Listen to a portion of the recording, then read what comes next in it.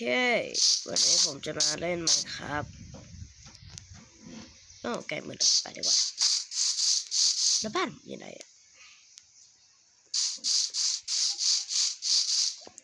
โอ้นั่นไง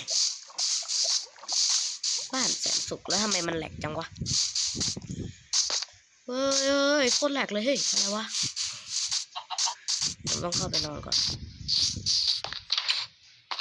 มันโคตรแหลกเลยนะเว้ยผมใช้iPhone 10 ล้านนะนอนโอเคสคริปต์โอเคตอนนี้ผมก็ออกนอกบ้านแล้ว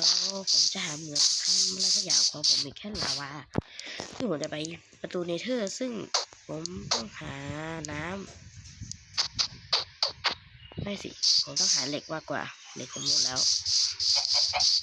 โอเคผมหาเหมืองไม่มีเสียงไก่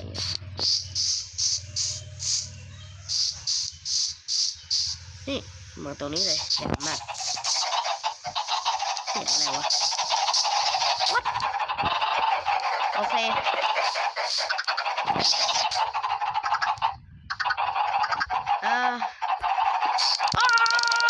โอ้โหหลุดเกมเลยตึงจัด